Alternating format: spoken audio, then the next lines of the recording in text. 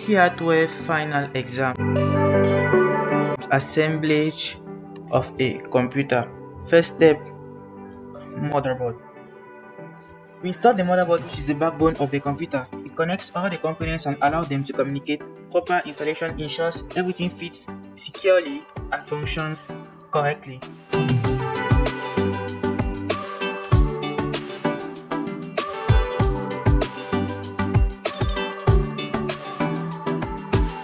Next, we insert the CMOS battery. This small battery stores BIOS setting and keeps track of time when the computer is off. After, we install the computer fan. The processor generates heat, so we install a heatsink and a computer fan to keep it cool for proper cooling, which prevents overheating and slowing down of computer performances. Next, installation of the processor, also known as the CPU, which acts as the brain of the computer. It is crucial to align it properly in the socket to avoid damage on it. Thermal paste is usually applied on that zone for proper cooling. Application of heatsink on top of the computer processor for prevention of overheating, which can slow down performance or damage component.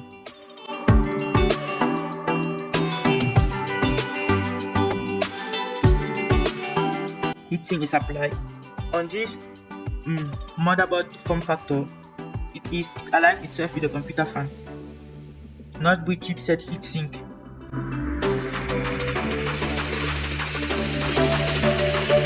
Next step, we're going to install the hard disk where the operating system and files are stored. Secure installation prevents vibration and damage, ensuring long-term performance. Next, we have installation of the power supply, which distributes electricity to all components. A high-quality power supply ensures stable performance and protects against power fluctuation. Right, it is well placed. Connect the 24-pin power connector to the motherboard.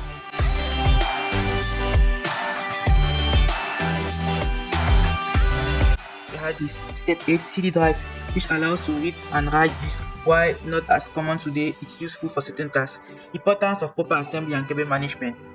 Now that everything is installed, let's talk about why proper assembly and cable management matters. It prevents overheating by improving airflow, reduces clutter, making troubleshooting and upgrades easier, protects cables from damage, ensuring long-lasting performance, gives the setup a neat and professional look. By organizing cables properly, we ensure a safe, efficient, and easy to maintain computer setup. Last step, we have coverage of the computer.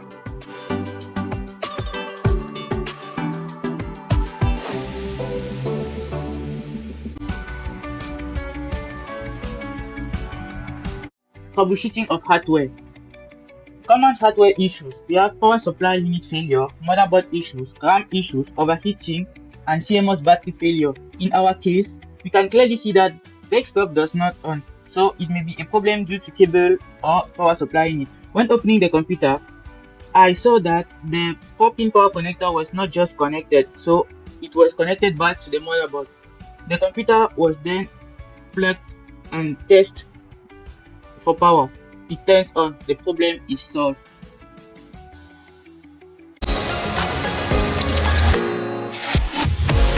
Upgrading RAM and SSD. 1. RAM upgrade. More RAM allows your system to run multiple programs smoothly without slowing down, helping with faster loading times and better multitasking. Upgrading flash disk. Switching an SSD from an HDD drastically improves boot times and speed at which games and program load, enhancing overall responsiveness. This is done in the video.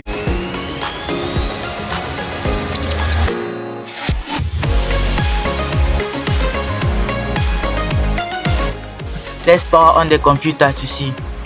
Click, it turns on. The computer does not be perfect. Hello, today I'm going to show you how to install Kali Linux into your machine using Oracle VirtualBox. Okay, after downloading Oracle VirtualBox, you have to download Kali Linux ISO file by going to the official website of Kali Linux to VirtualBox and create a new virtual machine. Okay, as I'm going to install Kali Linux, I'm going to call my machine Kali. ISO image I select, it's already there, so line up. I'm going to now allocate space, memory, and GP and graphical processing unit to my virtual machine. Go under hardware. I'm going to allocate this memory, that's the RAM. Like, say I have 16 gig available, I'm going to give it 6 gig. Something like, okay, I think it'll be okay. Processor, I'm going to allocate 3. Oh, I'm going to put 4, yeah, 4. Add this, I'm going to give it 50 gigabyte. No, let's go to 64, yeah. 64. I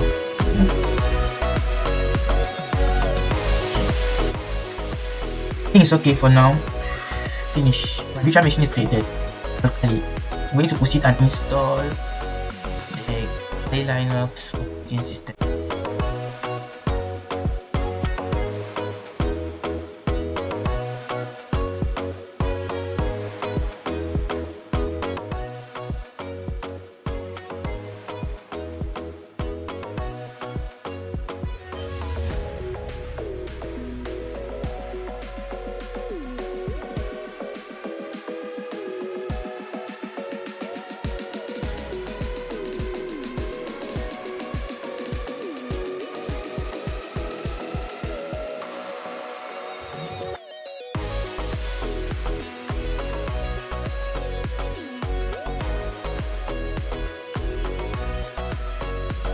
Okay, installation is complete. Having Kali Linux on my machine. How to install Kali Linux in a virtual machine. Thanks for watching, and I hope I'm gonna have an A grade. Bye. PC hardware assembly, the 5 peripheral connection. Here you are going to see how to connect a monitor using VGA cable, a mouse and keyboard, and verify them. Okay, let's discuss about common peripheral issues. We have connectivity problem. Peripherals such as keyboard, mice, printers are not recognized or intermittently disconnect. As troubleshooting, we have to check cables and wireless connection. Driver conflict, device not functioning properly at all, install and update the driver. Here we are at the level of the driver manager and we can see that the mouse driver is located, keyboard driver is located. Let's check that of the monitor. You can see the monitor. All function. Hello, welcome to this video. Here I'm going to show you how to configure a router and connect multiple devices, that is printers, PCs on a network using Cisco Packet Tracer. You first display router after a switch, the 3 devices and your printer. You connect your router to your switch using a copper cable, switches to PC and printer using the same copper cable. Connections are shown on the video. Let's discuss about the differences between wired and wireless communication. Medium. Wired communication uses physical cables, Ethernet and fiber optic. Wireless connection uses radio waves, that is Wi-Fi and Bluetooth. Speed. Wired communication is generally faster and more stable, while wireless can be slower due to interference and range limitation. Latency. Lower latency for wired connection, high latency for wireless connection. Installation. Wired connection requires more effort, cabling and port. Meanwhile, wireless connection, easier setup, no physical connections needed, more vulnerable to hacking and unauthorized access. Meanwhile, wired connection is more secure. Okay.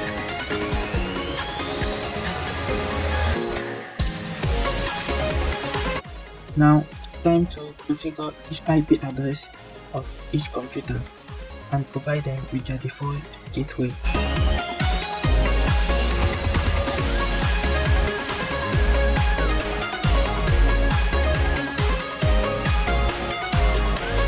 Printer configuration. Fast Ethernet IP address of the printer, subnet mask, the default gateway.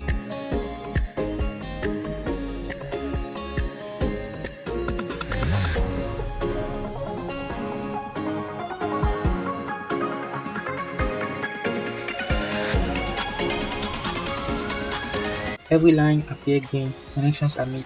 Now let's test them packet transfers. Transferring a packet from printer to PC2, connection was successful. From router to printer, connection successful from PC2 to instead PC1 connection was successful.